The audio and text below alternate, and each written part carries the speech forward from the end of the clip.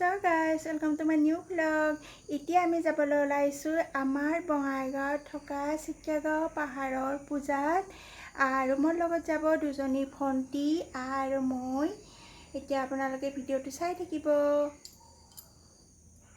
কি পালো এতিয়া পূজা মণ্ডপত আহি পালো পাহাৰৰ আৰু এতিয়া ভিতৰৰ ফালে আছো মই আৰু এতিয়া মন্দিৰৰ ফালে যাওঁ।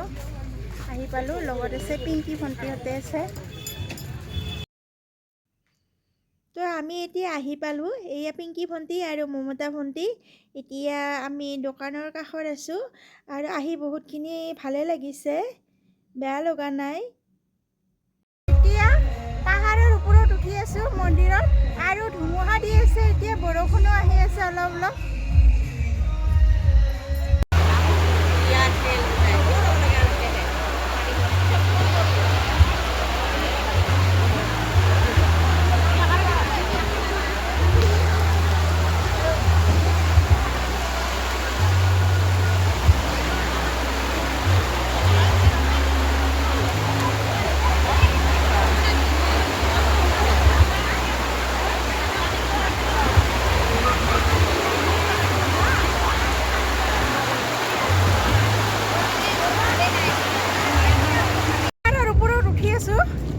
আৰু এতিয়া ফাংচন শুৰু হোৱা নাই আৰু এতিয়া বৰষুণো পৰি আছে।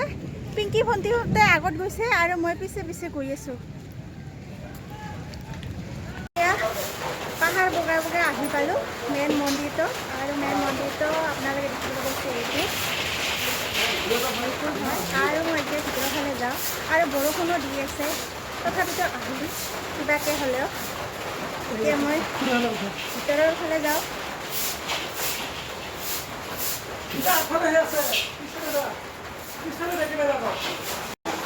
এতিয়া আমাৰ আহোঁতে আহোঁতে দেৰি হৈ গ'ল আৰু এই চাওক এইটো মেইন মন্দিৰ এইটো হয়, এই চাওক। আৰু এতিয়া মই ভিতৰৰ ফালে যাওঁ আৰু এই চাওক ভিতৰত আহিলোঁ, সেৱা এটা জনাই যাওঁ আৰু আমাৰ পিংকি ভণ্টিয়ে সেৱা কৰি আছে।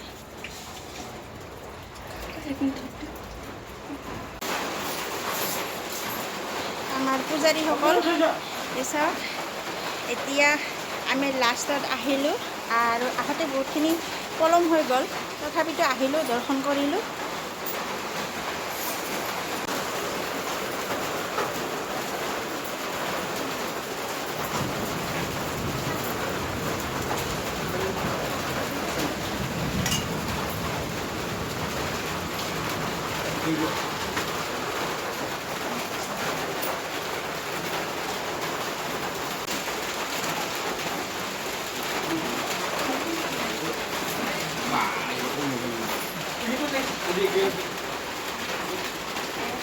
পিংকি ভণ্টি আৰু মমতা ভণ্টি কেনেকা লাগিছে ভিজি ভিজি আহি? ভাল লাগিছে না? আমি মাত্ৰ পাহাৰৰ পৰা আহিলোঁ আৰু বৰষুণো দি আছে, একদম ভিজি চিজি অৱস্থা নাই, কাপোৰ কানি ভিজি গৈছে। আৰু যিহেতু যে বৰষুণো পৰিছে আৰু তথাপিতো আমি গৈছোঁ, যিহেতু বছৰত পাহাৰৰ পূজা এবাৰেই হয় আৰু কিছুমান আমাৰ বঙাইগাঁৱৰ পাহাৰত মানে পূজা হয় আৰু কিছুমান পাহাৰত মানে পূজা নহয়, সেয়েহে আমি আহিলোঁ, আহি ভালে লাগিল। আৰু তলত মানে ফাংচন হৈ আছে, এতিয়া ফাংচন অলপমান উপভোগ কৰি। বৰষুণ পৰিছে গাইজ, এই কি অৱস্থা, বোকা হৈ গৈছে চাওক। আৰু ৰাইজে ওলাই আহিছে বহুতখিনি, কিন্তু কি বতৰটো বহুতখিনি বেয়া আৰু আহিলে হয় ৰাইজে, কিছুমান আহিব পৰা নাই ঘৰৰ পৰা, যিহেতু বতাহ বৰষুণ হৈছে আজি, তথাপিতো ওলাই আহিছে এনেদৰে। এই চাওক একদম বোকা বোকা হৈ গৈছে, যিহেতু পাহাৰীয়া মাটি হয়।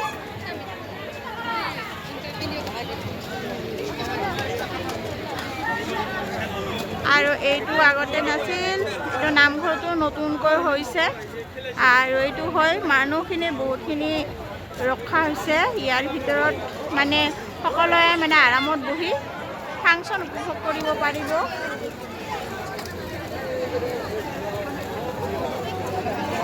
আৰু ইফালে আছে আমাৰ এই দুজনী দেৱানী আহিছে লগত। বোকা পানী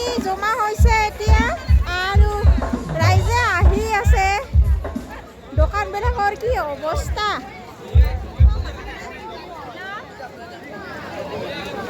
দিনটো যদি ভাল হ'লে হয় আৰু ওলাই আহিলে হয় ৰাইজে। অৱস্থা বহুত বেয়া।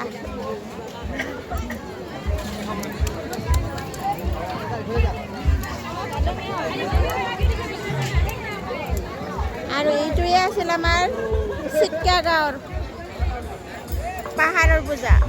বোকা বোকা, যিফালে যাওঁ এইফালে বোকা, অৱস্থা শেষ। মানে থিয় হোৱা জেগা নাই, এনেকুৱা অৱস্থা হৈছে। আৰু বতাহ মাৰি আছে এতিয়া।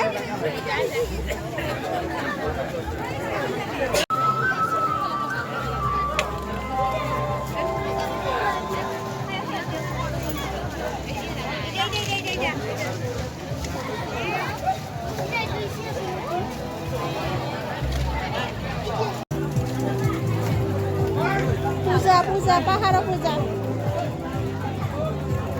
আৰু এইফালে আছে খেলা।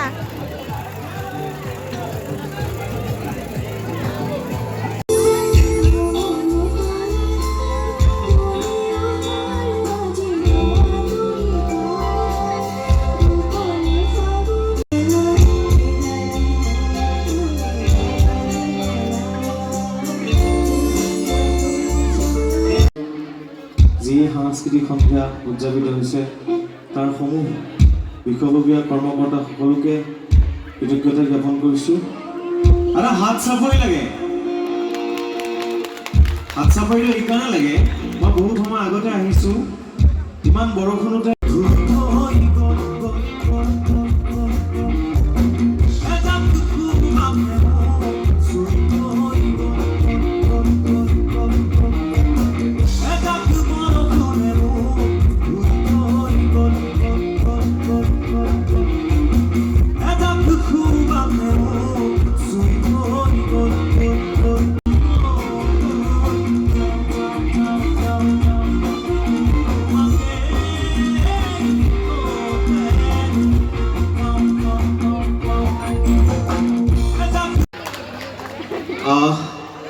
এটা কথা ক'বলৈ পাহৰিলোঁ।